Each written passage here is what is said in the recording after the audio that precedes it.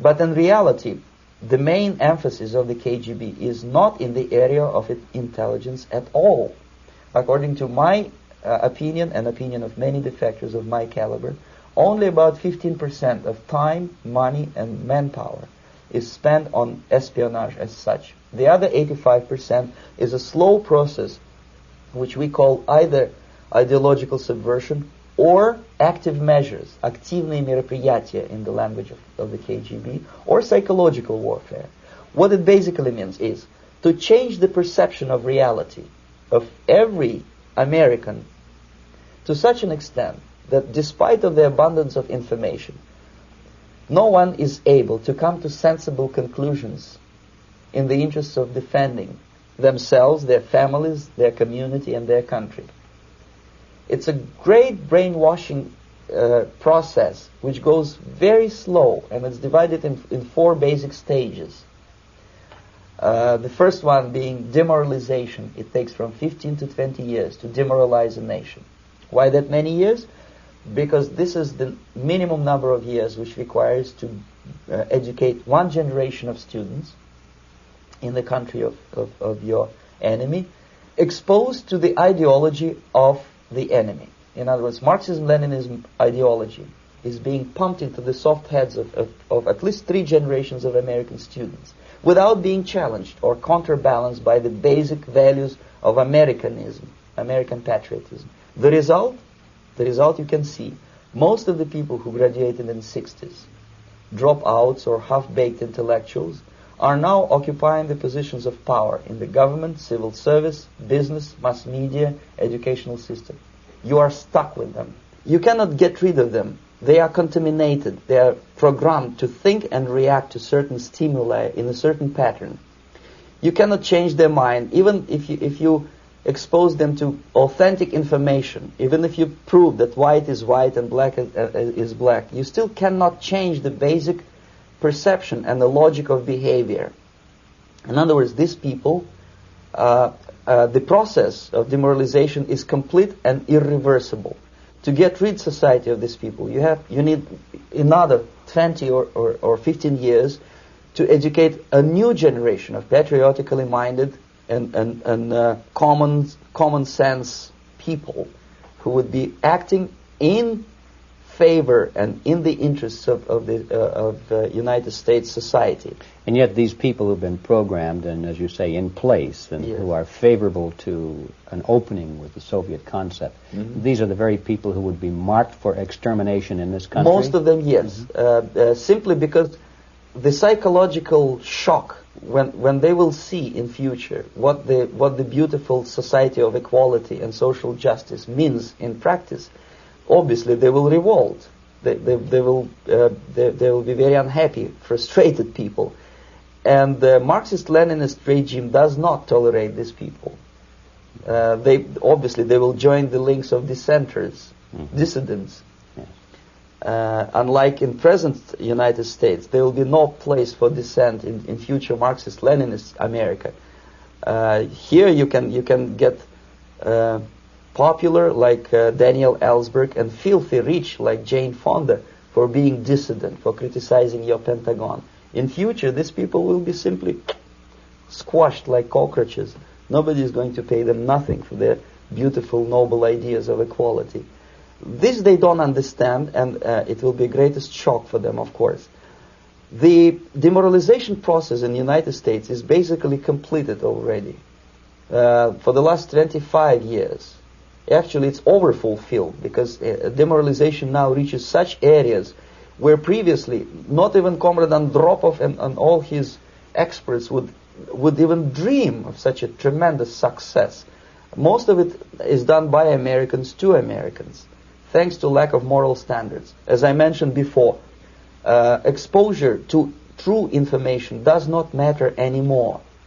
A person who was demoralized is unable to assess true information. The facts tell nothing to him. Even if I shower him with information, with authentic proof, with documents, with pictures, even if I take him by force to the Soviet Union and show him concentration camp, he will refuse to believe it until he is going to receive a kick in his fat bottom. When a military boot crashes his, then he will understand, but not before that. That's the tragic of the situation of demoralization.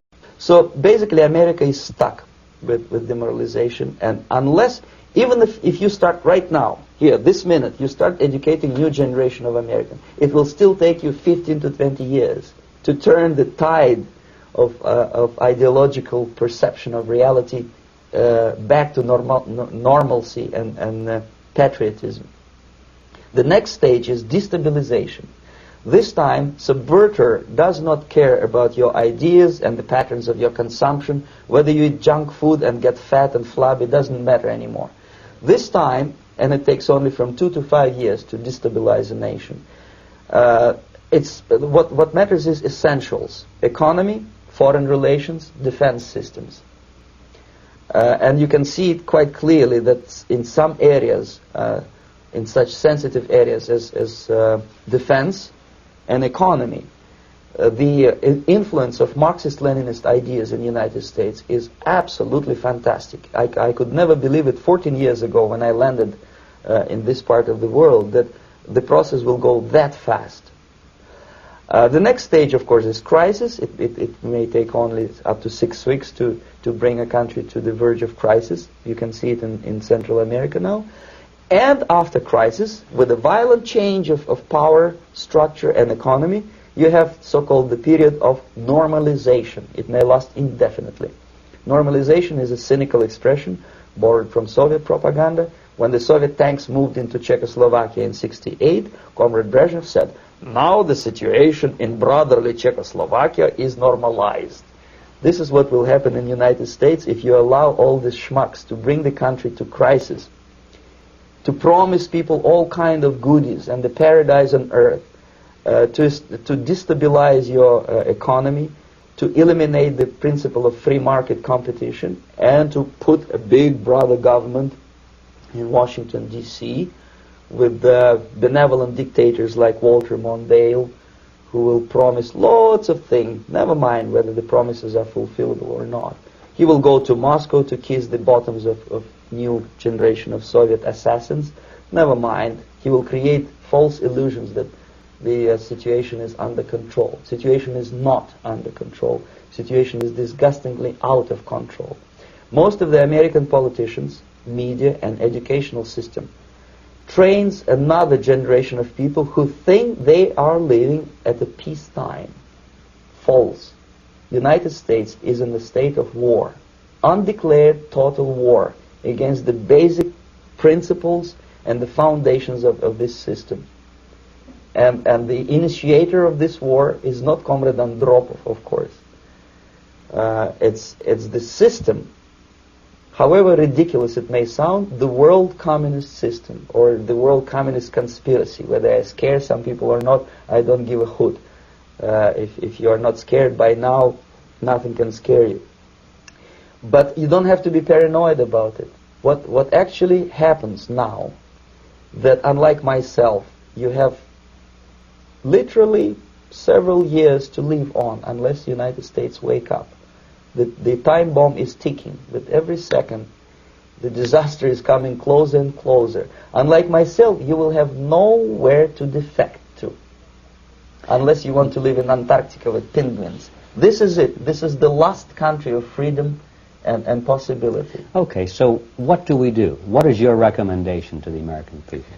Well, the immediate thing that comes to my mind is, of course, there must be a very strong national effort to educate people in the spirit of real patriotism, number one. Number two, to explain them the real danger of socialist, communist, whatever, welfare state, big brother government. If people will fail to grasp the impending danger of that development, nothing ever can help United States. You may kiss goodbye to your freedom, including freedoms to homosexuals, to prison inmate. All this freedom will vanish, evaporate in 5 seconds, including your precious lives. The second thing, the moment at least part of United States population is convinced that the danger is real, they have to force their government. And I'm not talking about sending letters, signing petitions, and all this beautiful, noble activity. I'm talking about forcing United States government to stop aiding communism.